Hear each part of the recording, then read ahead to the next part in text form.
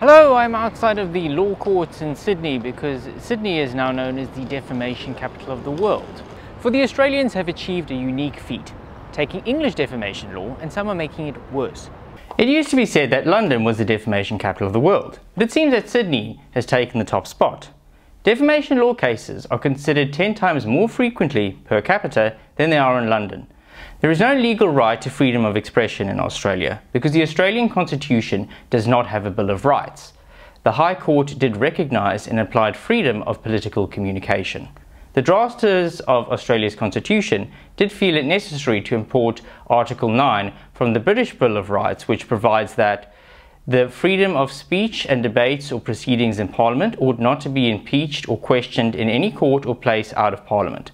So Australian MPs can say what they like without fear of any legal consequences. Ordinary Australians, not so much.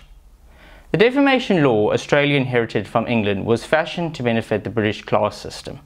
Originally a criminal offence to protect social order and later becoming a civil cause of action. A key development was that defamatory statements were presumed to be false and the defendant had to prove them true or raise another defence.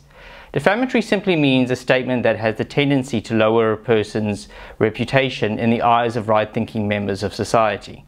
Historically, freedom of speech existed as a cultural assumption rather than as a legal right in England. In defamation law, reputation was the right and speech was the indulgence. In an effort to compensate for the strict liability imposed by defamation law, other Commonwealth countries like Canada, New Zealand, South Africa and the UK have developed a defence which allows media defendants to publish defamatory statements provided certain steps have been taken before publishing the material. Australia also has such a defence, but no media defendants have been able to use it because Australian courts expect defendants to act so reasonably they could be knighted by King Charles.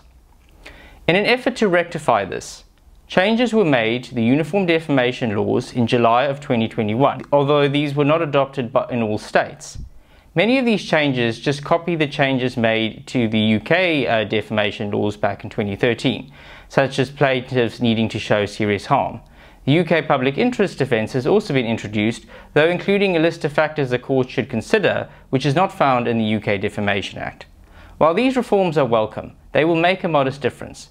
In 2022, the UK Parliament held sessions to look into SLAPs, or strategic lawsuits against public participation. A witness put the issue quite succinctly. I think it's just instructive to note that Catherine was sued by the oligarchs and oil firms that have already been mentioned in the UK and was not sued by any of them in the US. The law here makes it easier to bring these cases and to ratchet up the costs and take them to a certain level than it does nearly anywhere else in the world. If the Attorney General wanted to better protect freedom of speech, they could have looked closer to home.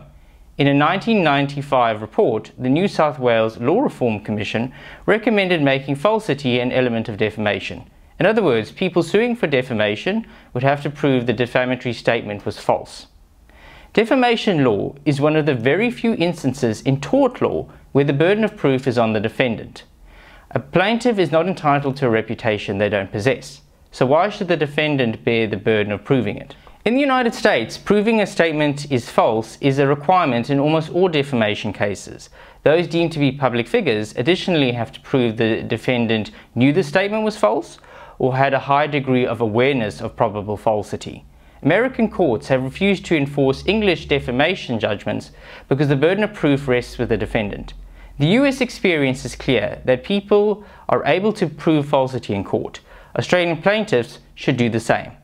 Thank you very much for watching and I will see you next time.